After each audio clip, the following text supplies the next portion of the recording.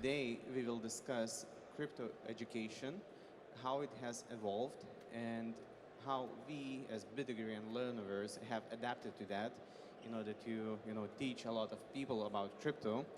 And together with me, I have my chairman of advisors, Jeff Burton, co-founder of Electronic Arts, longtime friend, buddy to my kids.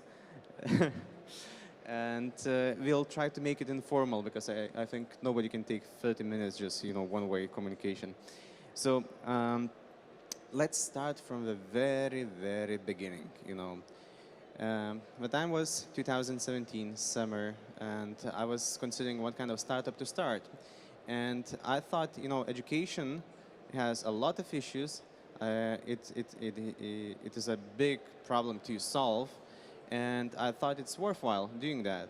So together with my friends, we started discussing, how could we reinvent education? How could we create something great?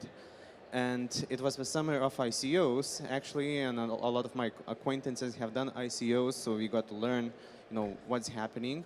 And I got fascinated by the blockchain technology and, in general, crypto. And we understood that with crypto and blockchain, we can actually change the education.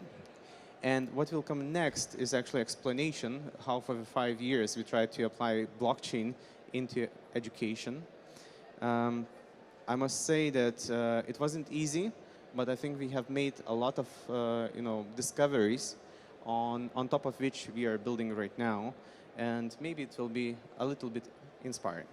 And before I go into presentation, I'm using Jeff as the conversation partner here, so he will be making sure that no question left unanswered. So Jeff, let's come back to 2017. How did the crypto market look to you back then? What was happening? Well, I was one of those that kind of felt like the crypto market was a bunch of hype and without much value, really. And yet, for the last 40 years of my career, I've always thought that education was the most important thing that we could possibly do to help improve the world. And when we started Electronic Arts, I may have said this before, but we thought that education and entertainment were a perfect match to help people really learn in a much better way, a way that was pleasing to them, that they wanted to pursue, and that traditional education, which was the style of which was hundreds of years old, if not thousands, just wasn't effective anymore in today's world. So when I got wind of the fact that DANIELIUS was starting a company that would be trying to help gamify and change the paradigm of education, making it much more accessible to people all over the world, which now, of course, you can do with the internet. I just thought it was really a fantastic opportunity, and I was anxious to be a part of it, to be involved with it, to watch it happen and unfold. And thank you for being with us ever since. Okay, let's go into the presentation. So the first important thing I want to tell to you that the future is crypto and not blockchain. For so many years we were saying crypto is bad, it's associated with scams, etc. But blockchain is only a technology, whereas crypto is a community and a market. So the two are completely different. Because of blockchain, crypto is possible, but we shouldn't call it, blockchain or DLTs or whatever. We are serving now like the crypto wallet. Yeah, basically I explained that. Crypto is an economy enabled by digital assets with 300 million users since last year. I think even more right now. And for 5 years, I was going to various meetings, with European Commission, US Department of Education, talking about blockchain in education. And we were one of the first ones to create blockchain credentials, and understood that nobody cares about blockchain credentials, because it's just a record in the database that can prove that, of course, your certificate is true. But even today, universities can, verify that your credential is true. You just have to pay them $50. This is why universities don't want to adopt blockchain credentials, because it's a business model for them to check if your transcript is true. So, and in general, blockchain credentials is the main topic in blockchain in education, or, crypto in education. And it is actually the least exciting thing that, we can do with blockchain or crypto in education. Credentials are boring, and actually you need a lot of soft power in order to enable, a change of a credentialing system or certificate system in a country, in a university, in an ecosystem. Because if only one actor adopts it, nobody cares about it. So you need a systemic level change, and it won't happen. For 5 years we tried to do that. Simply there is no reason to do that. However, if you consider crypto in education, suddenly things get really exciting. You can use, crypto as incentives and payment mechanism in the education. So we have experimented a lot, with paying people to learn. Does it actually improve educational outcomes? And what we have learned is that, if you pay people to learn, the completion rates increase between 5 and 6 times. This is like really significant. But of course, if you pay them too much, then people come for the money, but not for the knowledge. So, incentives should be managed. Now, conditional payments or smart contracts also create a lot of, interesting use cases. So over the years, we have done, one use case that I'm very proud of. It's peer-to-peer education-linked scholarships. Essentially, somebody could request a scholarship linked to a course on our platform, because courses are expensive. It might cost like $10, it might cost $200, and not everyone can afford it. And especially the unbanked, in third world countries, cannot, they do not have, bank access. So how can they buy courses? They can't. So we created this use case where a person can, request a scholarship tied to a certain course. And in addition to that, we also would pay them a reward compensating for their time spent learning. Because in many of those countries, if you're not earning that day, income that day, you're not bringing money and food to your, home, you're not feeding your kids. So people have to choose between, spending time on learning or earning. Therefore, we thought, let's compensate people for the, learning effort. So we took the average hourly rate in that country times how many hours it takes to complete a course, and that would be a scholarship. If you complete the course, you would get a scholarship. So we launched this use case. We got 5,000 requests for scholarships within, I think, a month or two. It was really significant. And with this use case, we even went to almost win the European Commission's prize for social good. Unfortunately, Consensus won, together with the world's largest NGO that has billion in revenue. But we came in second. In any case, what happened with blockchain scholarships, we saw that there is demand. However, we couldn't find, the sponsors. Because, you should sponsor like $20, and we thought it's an equivalent of lunch in any Western country, and people would simply sponsor. But then we have learned that, sponsorship market or donations market is also like a very interesting one, because 90% of donations come through print media. So in those print newspapers, we put an ad, that, sponsor some kind of kids or donate there. And this is really not a digital way to, attract the money. So we had lack of sponsors. We had a lot of people who want to get paid to learn. So we knew that there is demand. Yeah. We also experimented, so this was the conditional payment. We also experimented with competitions. Whoever competes first, will get the reward. It also helps to, gamify the learning process and increase completion rates. Lastly, there's the DAO, programmatic incentives, etc., we have explored whether we can, bring together instructors from different countries and make sure that we collaborate in creating content. We did the experiment without actually the DAO because it was before the DAOs were popular. But right now, I see that it would make complete sense to start a new academy on something with a DAO and organize instructors. So we are looking into that with Lernoverse. Lastly, I told you about, actually, NFTs have changed a lot. Now, before the rise of NFTs, we had those blockchain diplomas, nobody cared about them. But then we started thinking, what if we make a diploma like an NFT? How does the use case change if people have a diploma as an NFT in their wallet?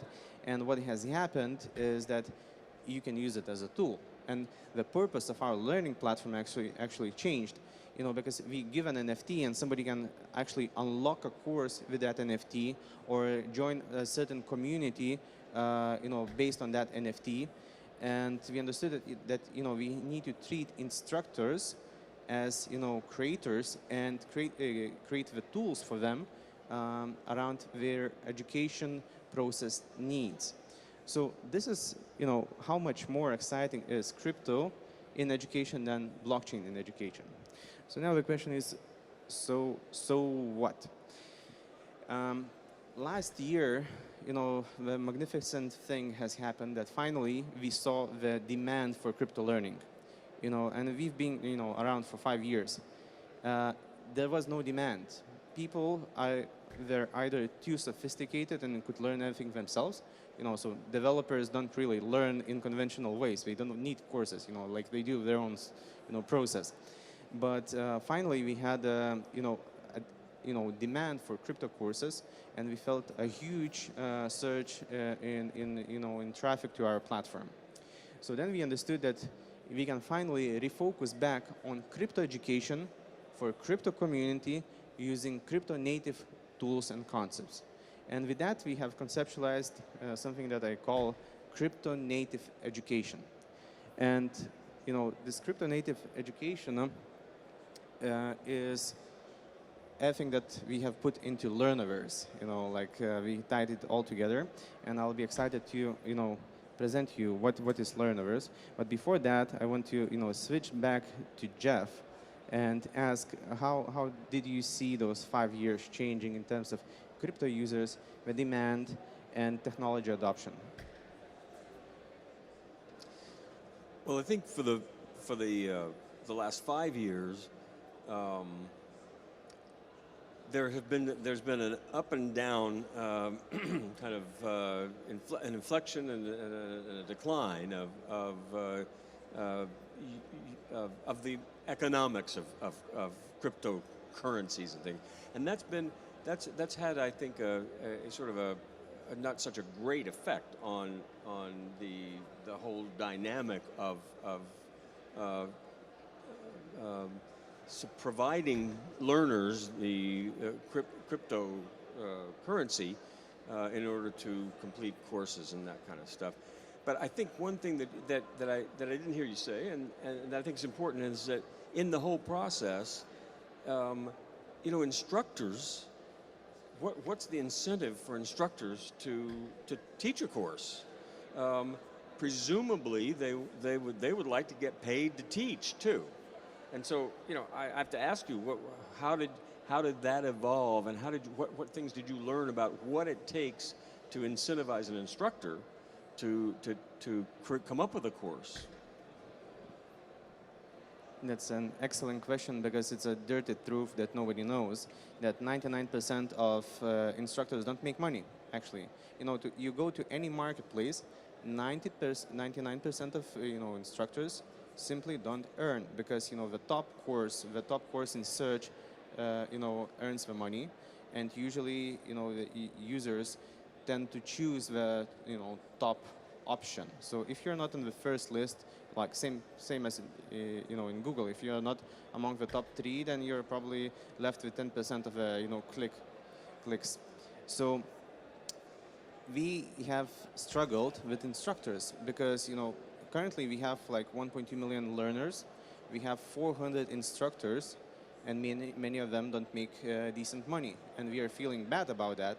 But what we have learned is that the value of a course, the price of a course should be adjusted according to how much money you need to attract the learner. And although the instructor would like to sell the course for $10, and it's fine, it might be so that you need to spend $200 just to attract the user. And if you want to, make that every course performs, it means that probably the price level goes up dramatically, $500 each, because, you would have, dedicated funnels for every course to sell. And if you go into more niche topics, it's even harder often. So 99% of the instructors don't make money, and we needed to do something.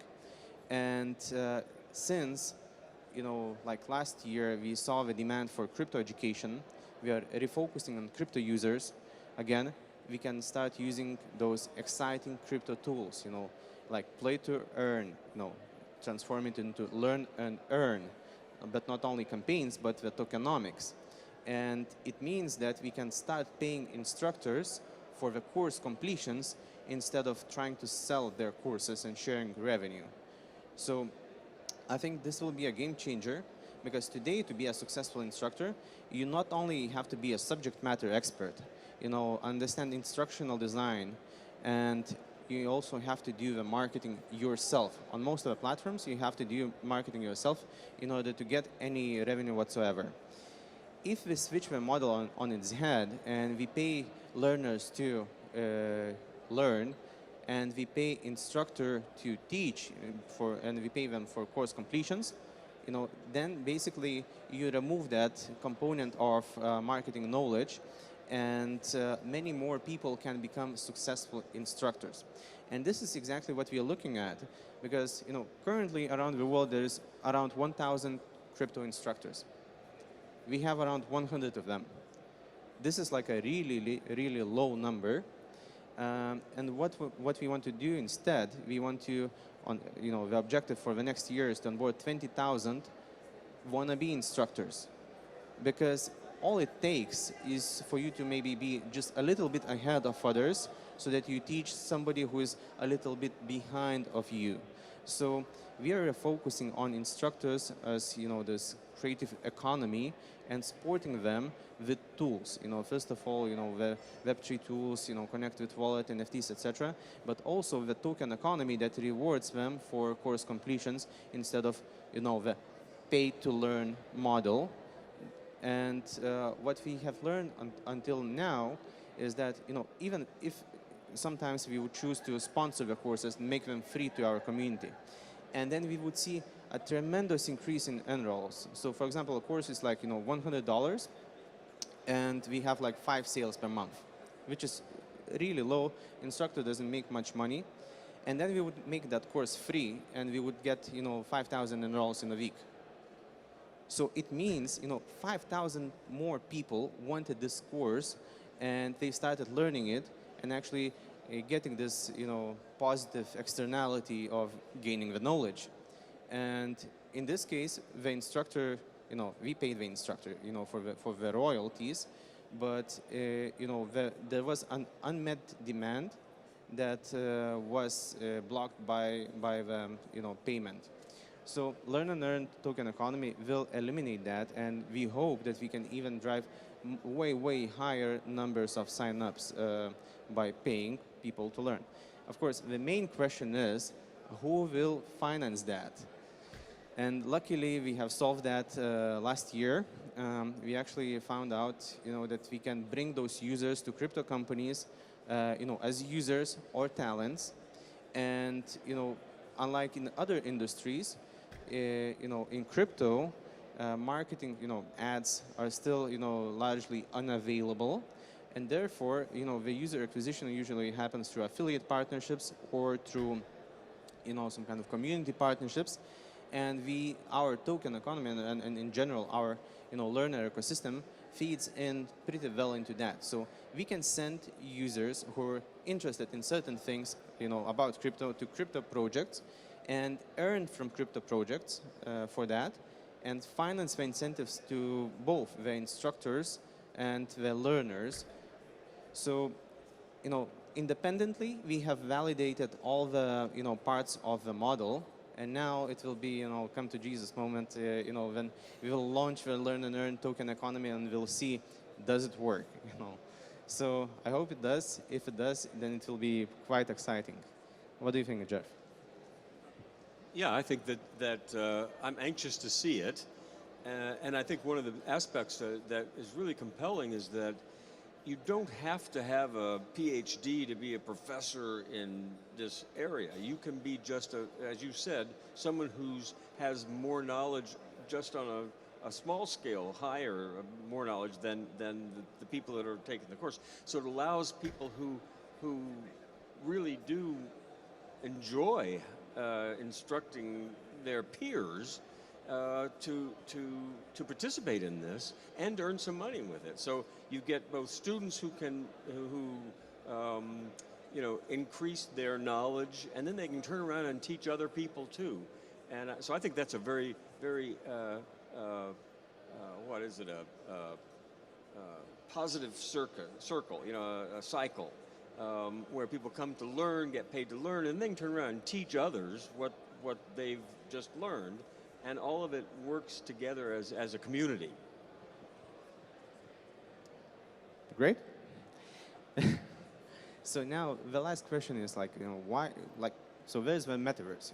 We have discussed the learning stuff, but no metaverse. So, and there's this title, Lernoverse. So what do we do about the metaverse? I guess it is important to discuss.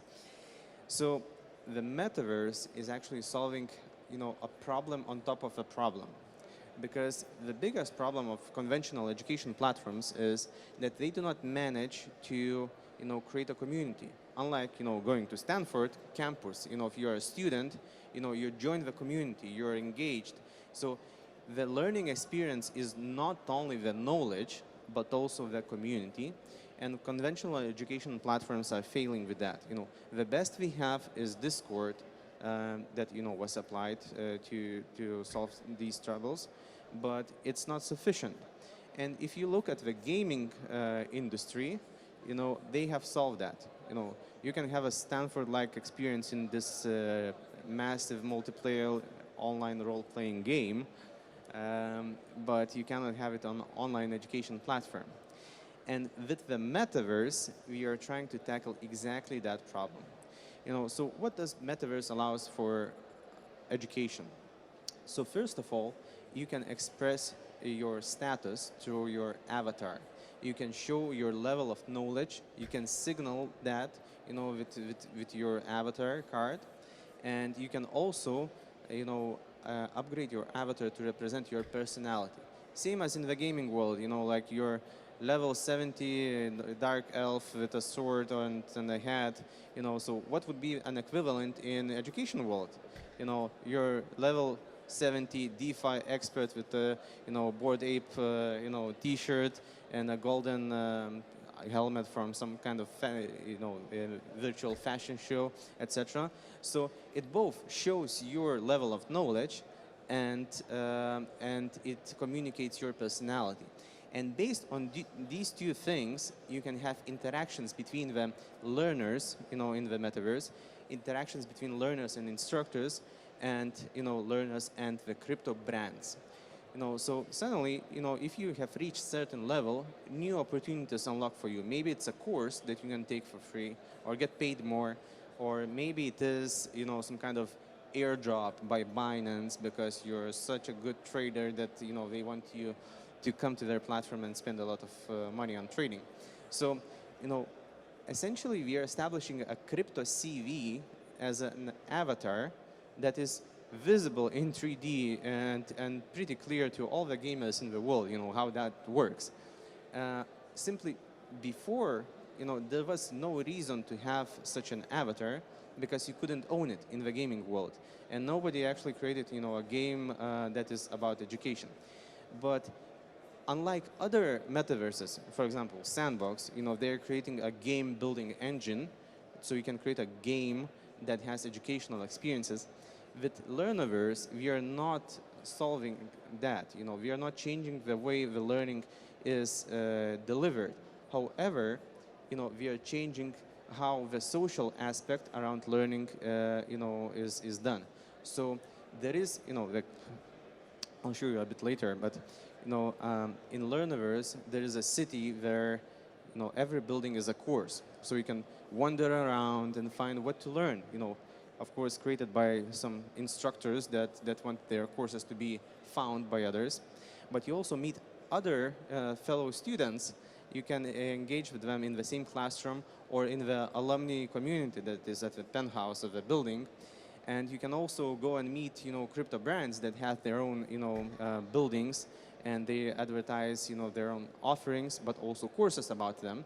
So essentially, we are changing the learning discovery, but not the delivery at the moment.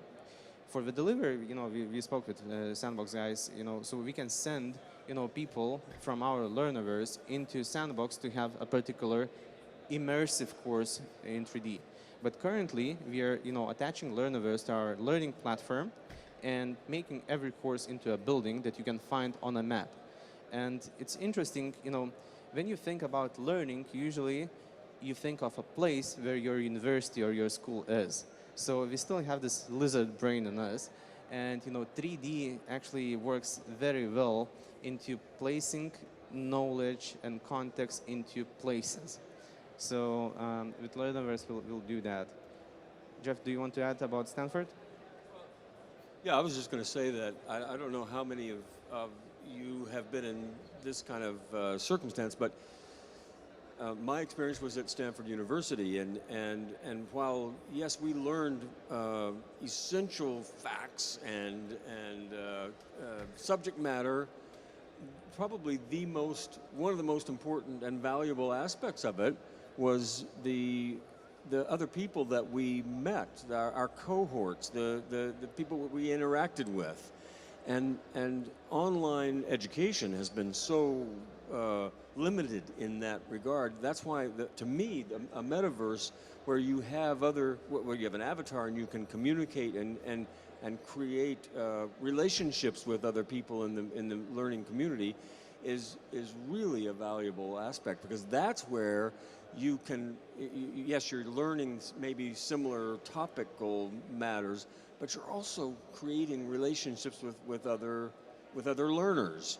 And I was going to say, I started to say other people, and really they are other people, even though they may be represented as an avatar. But so just the ability for the metaverse to deliver a context and a community where you can collaborate with others is a really powerful addition to the whole learning process. And those of you who have been to, particularly in the United States, large campuses where people live together and all of that, as opposed to just a building where people go to learn, it makes a huge difference. And I think that's one of the powers of the metaverse that the Lernoverse is going to deploy.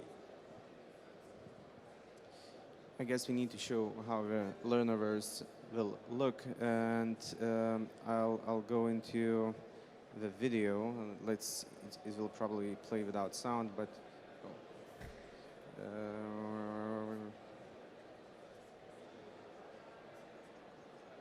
yeah, but you can see the writing.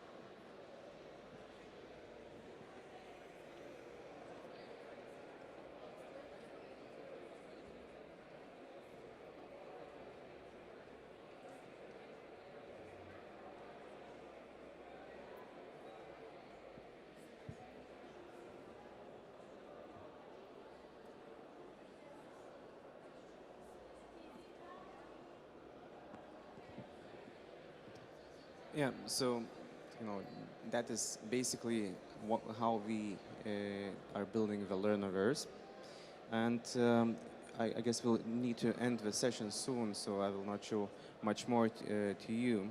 But so what's the way forward? What will happen very soon for us? So now we have already made our learning platform Web3. We have all the logic of gamification. Avatars. The land, etc. So we're NFTing thing currently. So that will take a couple of months. And secondly, we are ready to start the demo token economy experiment, because it will be similar to all the play to earn economies.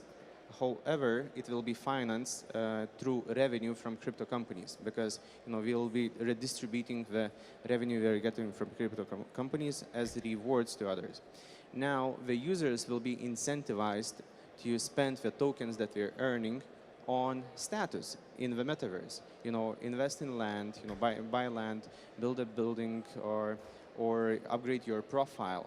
So it actually improves our token economy, but as well it captures this value, the social value. So if the metaverse assets will pick up, it will mean that the social value is increasing.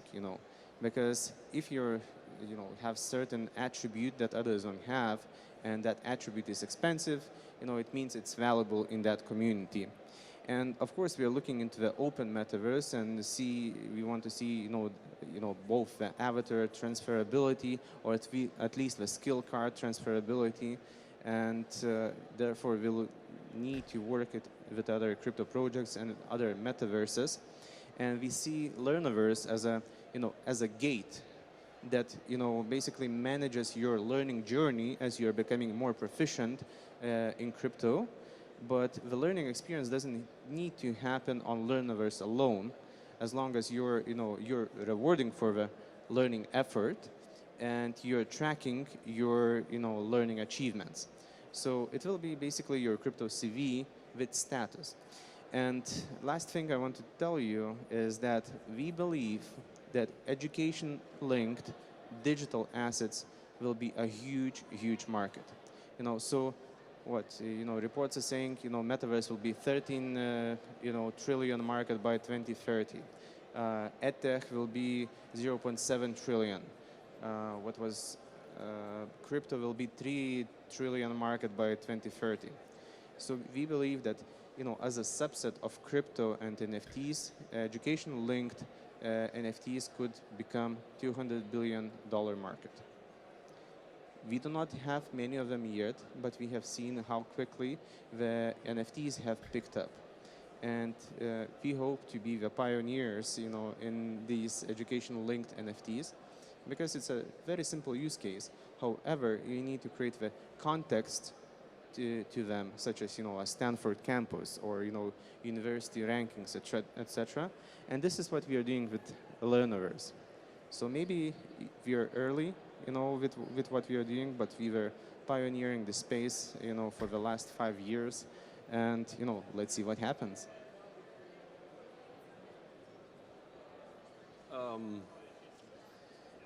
Yeah, I'm still really excited about what can happen in a learning metaverse, and focusing on the crypto community at the beginning, I think is certainly the way to incrementally build an entire learning metaverse, because it need not stop with crypto.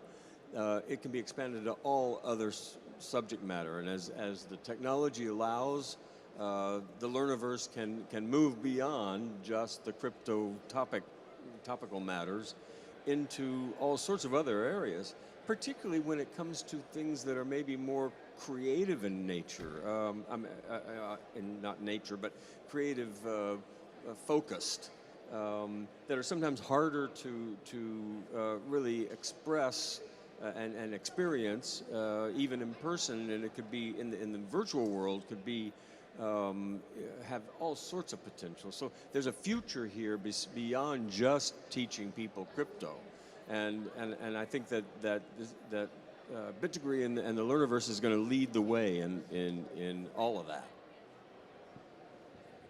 Thank you for your support, Jeff. I just want to say that currently this is only possible for the crypto community because we try to, use Wallet Connect for the digital skills users and even drop tokens or, like Matic tokens, etc. 80% of that was unclaimed. 80% of monetary value that would be like $20 worth, people simply wouldn't do it. So right now, this future of education is only possible for the crypto community because they know how to use crypto. So and therefore, the first city in the Lernoverse is Crypto Degree City. In the future, maybe we can have like, also Stanford, and maybe some kind of, Microsoft Learnoverse and others, because we got already inquiries. Can we do? We need Lernoverse now. For our online learning because Gen Z is not learning. What can we do? So. We would like to tap into that, but let's focus on those guys who can actually, connect with Wallet and understand what an NFT is. So with that, I would like to close. Thank you for listening to us. It was, we can just chat privately, but I guess we need to vacate the room. Thank you, and bye-bye.